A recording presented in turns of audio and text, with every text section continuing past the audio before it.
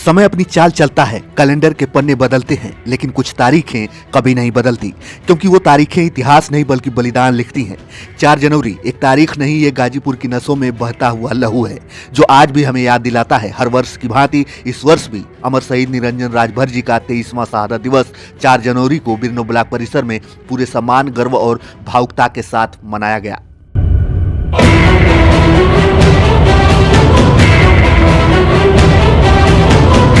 वो निरंजन राजभर जो किसी जाति का नहीं, पूरे गाजीपुर का बेटा था, जो किसी पार्टी का नहीं, पूरे हिंदुस्तान का सपूत था, जिसने वर्दी पहनते वक्त ये नहीं सोचा कि वो वापस आएगा या नहीं, बस इतना सोचा तिरंगा झुकना नहीं चाहिए। शहादत कोई शब्द नहीं होता, शहादत एक जिम्मेदारी होती है।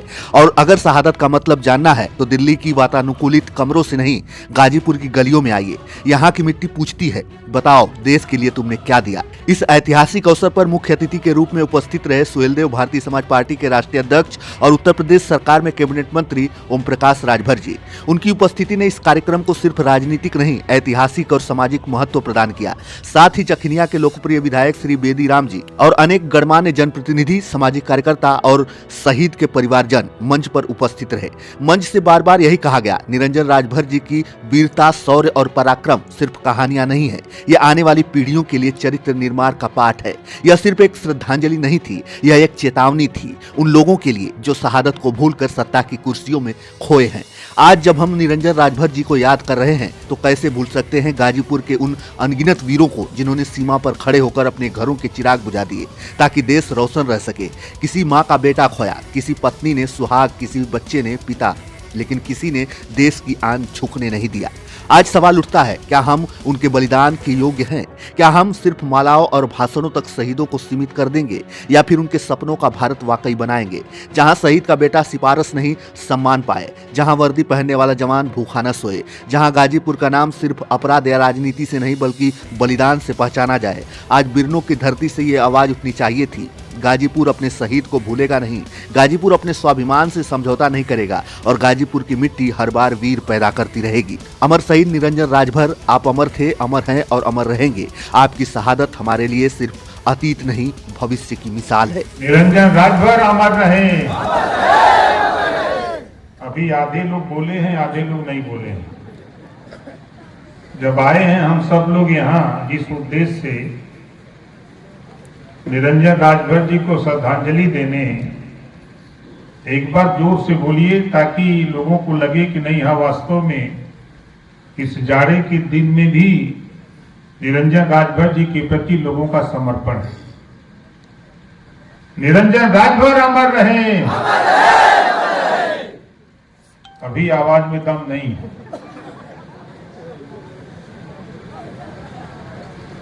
अब आप सोचिए कि रात को चैन की नींद सोते हो आप और हम। हमारी सेना बॉर्डर पे जब रहती है तब हम और आप चैन की नींद सोते हैं।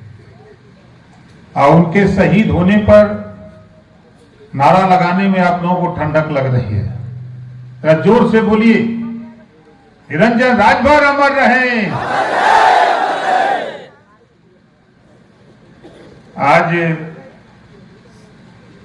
अमर शहीद निरंजन राजभर जी के चरणों में प्रणाम करते हुए, श्रद्धांजलि अर्पित करते हुए, मंच पर मंचासीन भारतीय जनता पार्टी, सुहेलदेव भारतीय समाज पार्टी के नेतागण, गायक साथी, सामने देश के नेताओं की तकदीर लिखने वाले जज मालिकों, पत्रकार भाइयों, सुरक्षा में लगे सुरक्षा कर्मचारी, अधिकारीगण, काफी समय से आप लोग बैठे हैं और निरंजन राजभर जी के प्रति आपका और हम सबका एक प्यार है। हमारे राकेश राजभर जी लखनऊ गए, इन्होंने कहा कि 4 तारीख को कार्यक्रम है। हमने कहा कि चलो भाई आएंगे। फिर 3-4 दिन के बाद गए, इनको लगा कि शायद हो सकता है नेता मनई है, नया है, लेकिन हमारी आदत है कि हमने अगर समय दिया तो हम जरूर आते हैं, चाहे कहीं भी।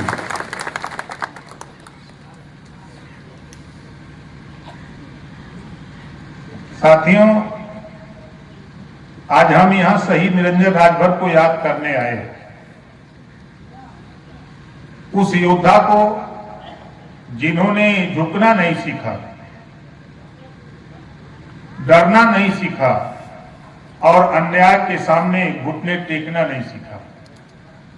उस योद्धा की श्रद्धांजलि सभा में हम सब लोग आए हुए हैं। निरंजन राजभर कोई बड़े घर में पैदा नहीं हुए थे। वे खेत खलिहान, मेहनत मजदूरी और संघर्ष से निकले हुए इंसान थे, लेकिन उनके सीने में शेर का दिल था। जब समाज पर जुल्म हुआ, जब गरीब पिछड़े की आवाज दबाई गई, तब निरंजन राजभर चुप नहीं बैठे। इतिहास गवाह है, इस देश में पिछड़े, दलित और गरीबों ने सबसे ज्यादा कुर्बानी दी है। पूरे देश में आप देखेंगे, आबादी के भी हिसाब से सबसे ज्यादा कुर्बानी अगर दिया है तो पिछड़े, गरीब, दलित ने कुर्बानी दी है। लेकिन सबसे कम हक इनको मिला है। चाहे देश की लड़ाई हो, चाहे कहीं की लड़ाई हो, हर लड़ाई में ये बढ़ चढ़ के हिस्सा लेता है और हमारे जवान शहीद होते हैं। जब हिस्सेदारी की बात आती है तो कहीं न कहीं हम पीछे रह जाते हैं। उसका कारण कोई दूसरा कारण नहीं है, हम खुद जिम्मेदार हैं। शहीद निरंजन राजभर की शहादत इसी लड़ाई की गवाही है। आज हम अगर सिर्फ माला चढ़ाकर चले जाएं तो ये शहादत का अपमान होगा। शहीद को श्रद्धांजलि भाषण से नहीं, हक की लड़ाई से मिलती है। मैं साफ शब्दों में कहना चाहूंगा कि जब तक समाज को शिक्षा नहीं मिलेगी, यहां आए हुए लोगों, अपने अपने बच्चों को तो पढ़ाओ ही, अपने बगल वाले परिवार को भी उसको दबाव बनाओ, उसको समझाओ कि बाबा साहब डॉक्टर अंबेडकर जी ने कहा है, शिक्षा शेरनी के दूध के समान होता है। जो शिक्षा रूपी दूध को पी लेता है वह शेर की तरह दहाड़ता है, जो नहीं पी पाता है वो जानवर की तरह दर दर ठोकर खाता है। तो आप अपने बच्चे को पढ़ाओ, बच्चियों को पढ़ाओ। पड़ोस में जो बच्चे स्कूल न जा रहे हैं उनको भी प्रेरित करो, समझाओ, उनके माता पिता को, उनके भाई को। देखिए, शिक्षा कोई नौकरी नहीं है।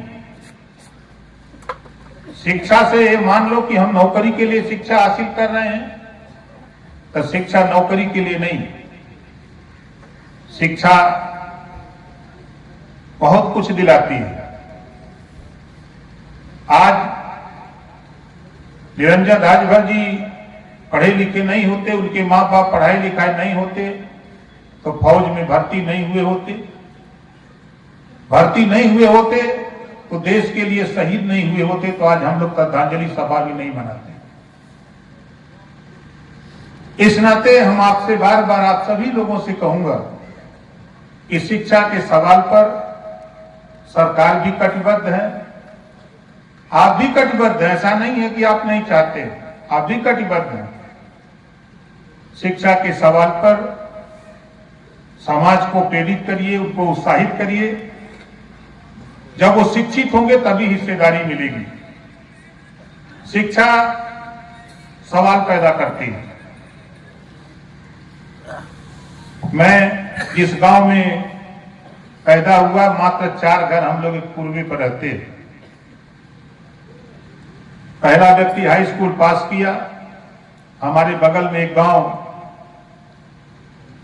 सहमलपुर, वहां एक राजकुमार यादव शहीद हुआ, लाश आई।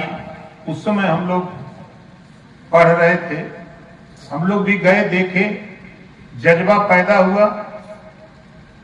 देख करके जवान को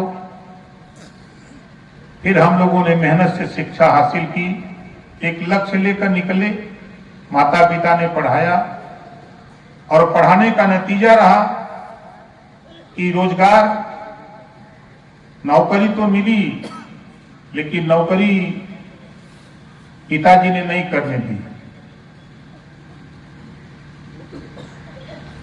इस नाते साथियों, मैं आज सिर्फ इतना इस मौके पर कहूंगा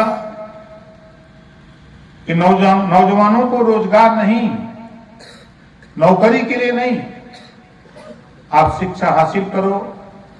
हर क्षेत्र में शिक्षा का महत्व है।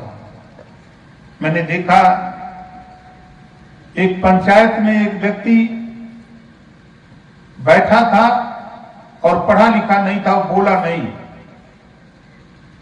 पंचायत में तमाम सवाल जवाब हुए। सवाल जवाब के बाद लोगों ने कहा कि भाई आप बहुत चुपचाप बैठे हैं, क्या बात है? तो वो बेचारा खड़ा होकर रोने लगा और कहा कि मैं पढ़ा लिखा नहीं हूं, इस नाते पढ़े लिखे लोगों के बीच में मैं नहीं बोल पा रहा हूं, इस नाते मैं चुपचाप मार के बैठा हूं। उसकी बात मुझे बहुत लगी कि काश अगर ये पढ़ा लिखा होता तो पढ़े लिखे लोगों के बीच में बैठ करके अपनी बात करता, सवाल जवाब करता, बोलता। लेकिन हम और आप अपने दरवाजे पर खड़े रहते हैं। हम देखते हैं बहुत से गांवों में बच्चे की गोली खेलते हैं और माँ बाप खड़ा होकर के देखते हैं।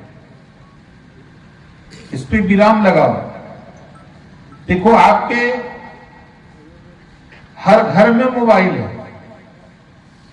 अपने बच्चे को शिक्षा के सवाल पे मोबाइल से दूर रखो। जब बच्चा पढ़ेगा तभी आगे बढ़ेगा। और आज तक उठा के देखिए, अभी हाई स्कूल इंटर का रिजल्ट आया था, बच्चियों ने टॉप किया। बच्चियों ने, मैंने देखा है फेसबुक पर, बच्चियों ने कहा कि मैंने कभी मोबाइल का इस्तेमाल नहीं किया, इस नाते उत्तर प्रदेश में टॉप आने का काम किया है।